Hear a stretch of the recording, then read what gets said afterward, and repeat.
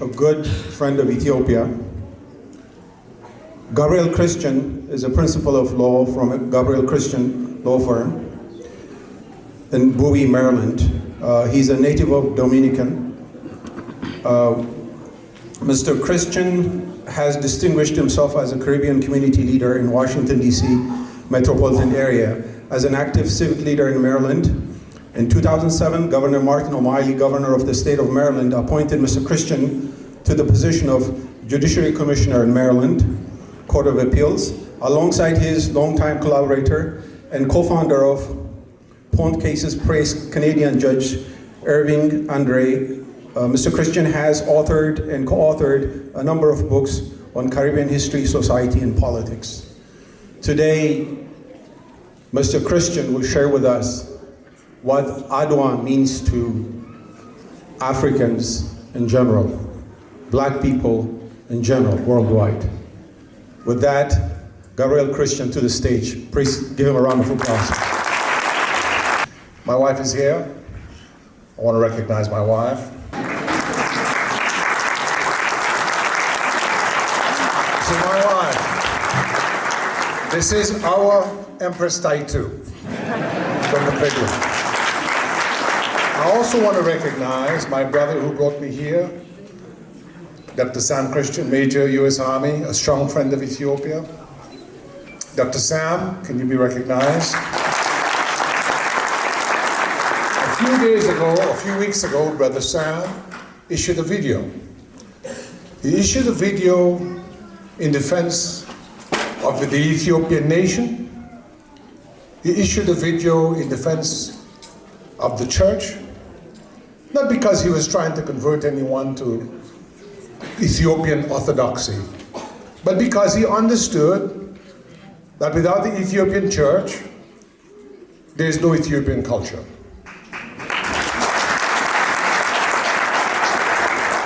It was because he understood that without the Word, and the Word which was made flesh, there would be no Ethiopian nation.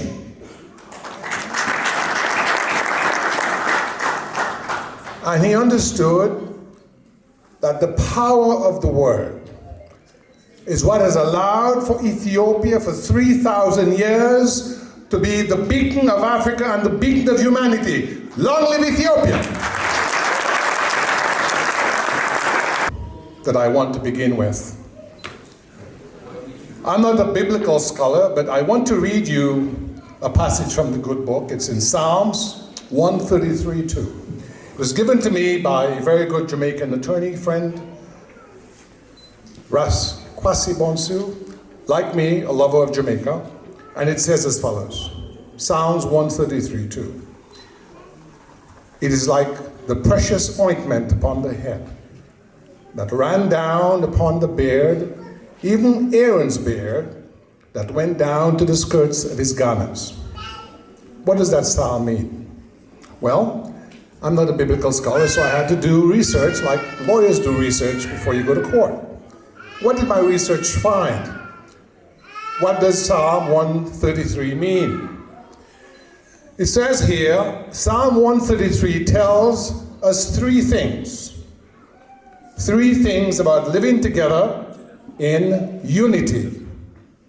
Three things about living together in unity. One, it tells us the goodness of living together in unity. Two, it tells us the source of living together in unity. And three, it tells us the blessings of living together in unity. Long live Ethiopian unity, brothers and sisters.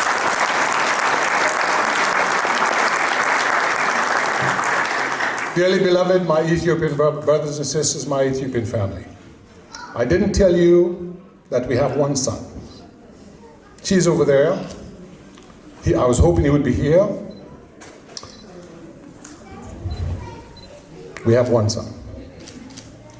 And when we named our son, dearly beloved, we named him Makonnen Christian after Ras Makonnen of Adwa. Makonnen. Long live Ras Makonnen. Long live the Emperor Menelik. So when Samson brought us here this evening, he didn't bring us here because we're trying to make a nice speech. He brought us here because we've been committed to the development and advancement of Ethiopia. Because we know that if Ethiopia is united, Africa is united. We know that if Ethiopia is destroyed, Africa is destroyed. And this is why we must celebrate Adwa. Brothers and sisters, in March of 1896, the Italian General Baratieri said that Menelik, I'm going to capture that monkey, and I'm going to capture him and bring him to Rome in a cage. Well, he did not know the Ethiopian nation.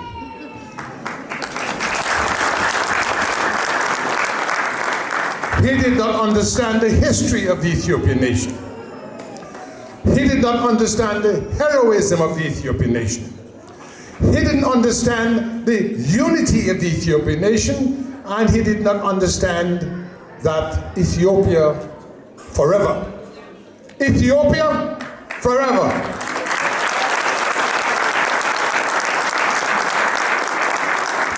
Brothers and sisters, dearly beloved, if Emperor Menelik had gone into battle and all he could bring was one or two people from Amara region, and one or two people from Atha, and one or two people from Oromo, and a few other people straggling along, would he have been able to succeed against Italy? No. Would he have been able to succeed against Italy? No.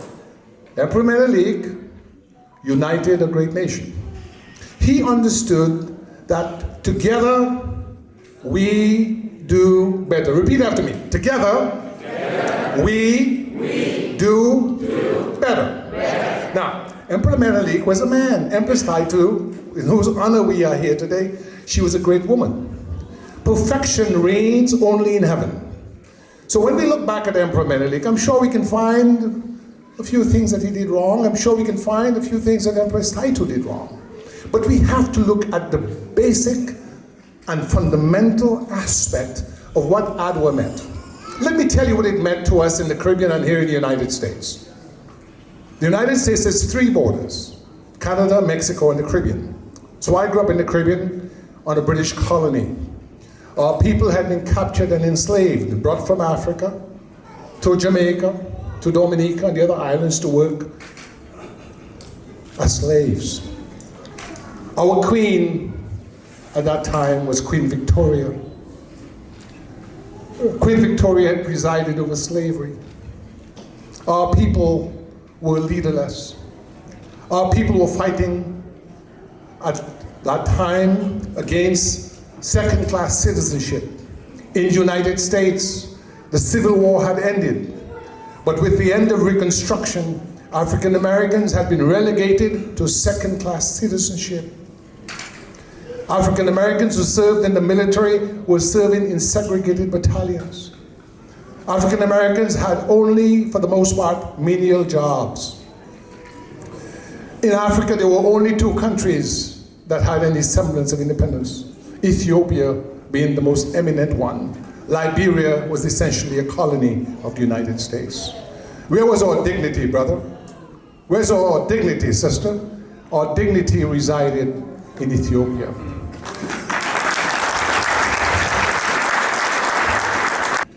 And the Italians were flung back. The news went out across the world. And the London Times, the Times of London, one of the most important newspapers in the world, wrote, and I quote from memory, that the Italians have suffered a most devastating loss. The loss of the Italian army at Adwa has stunned the world. All of Europe is shocked at this outcome, and the history of Africa will be forever changed. Long live Adwa!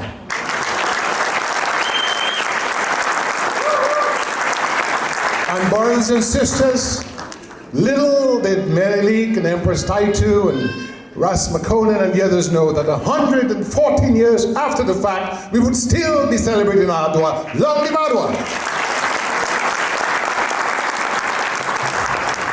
Right here in the United States, the foundations of racial hatred and supremacy was shaken, that within 5 years, there was a meeting at Harper's Ferry with W.B. Du Bois and other Ethiopianists. What are Ethiopianists?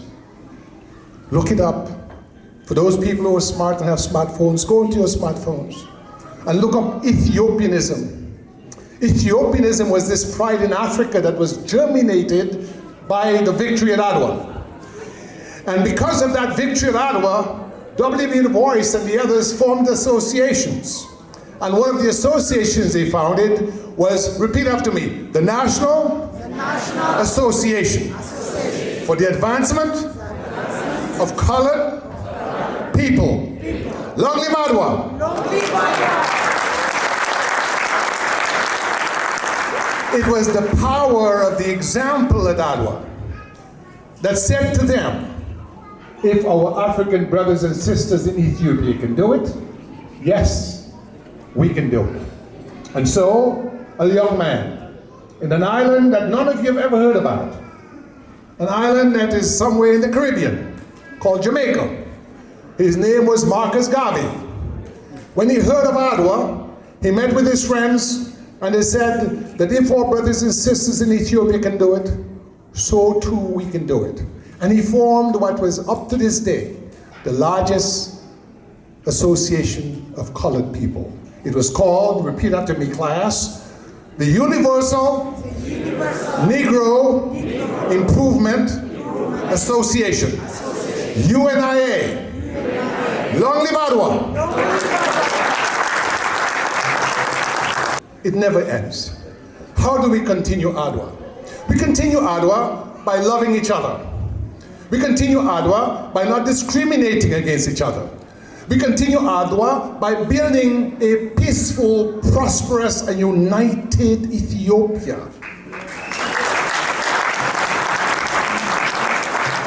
That is how we continue Adwa. And for those of us who are from the Caribbean, and for my brothers and sisters in Ethiopia, when you see the NAACP, that is your organization too. When you hear of the Tuskegee Airmen, which was in part inspired by Colonel John Robinson, who went to Ethiopia with the emperor to start Ethiopian Airlines, which is today the 4th largest airline by route and the largest in Africa. Long live Adwa! There would be no Ethiopian Airlines today if Ethiopia had been colonized. If John Robinson had never, as a Pan-Africanist, as an Ethiopianist, decided to leave Chicago and to go to Ethiopia. And he died there in 1954, working with the emperor and Trans World Airlines to make Ethiopian Airlines today what it is. Ethiopian Airlines today, by far, is one of the safest airlines. The last crash had nothing to do with Ethiopia. It had everything to do with Boeing Airlines. Long live Ethiopian Airlines! We are united. As for those who today would want to destroy the statue of Ras Makonnen, don't do that. Don't be ignorant. Don't destroy your history. Don't destroy your dignity. Don't destroy our country. Long live Ethiopia!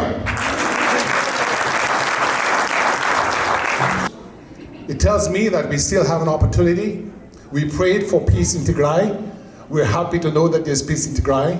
We pray for the church, and we hope that there's unity in the church. And we pray for Ethiopia. Because I say one more thing. Where did Nelson Mandela go to get refuge and training when he wanted to free Africa? Ethiopia. I'm sorry, I didn't hear this. Ethiopia. No, my ears are blocked. I didn't hear this. Ethiopia. Ethiopia has been the bastion of African nationalism, or dignity, or pride, and or victory. Long live the Victor Adwa! One Ethiopia, one Africa. And Brother Sampson doesn't want me to do this. Brother Sampson, I'm going to ask you apologies. I'm going to do one more thing. Please don't throw me out.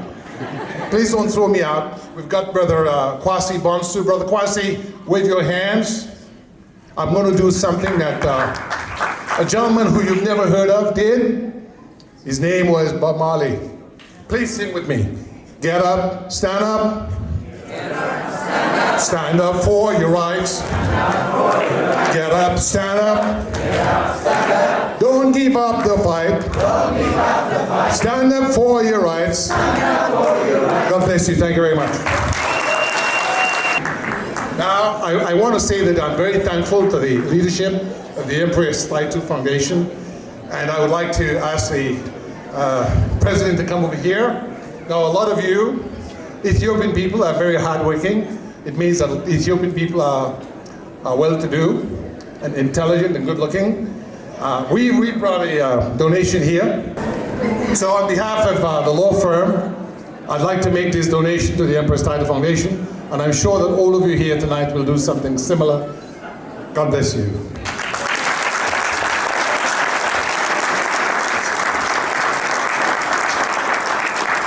And because it's an education organization, we've brought some books in there, and of course in our books, we never forget Ethiopia. Long live Ethiopia again.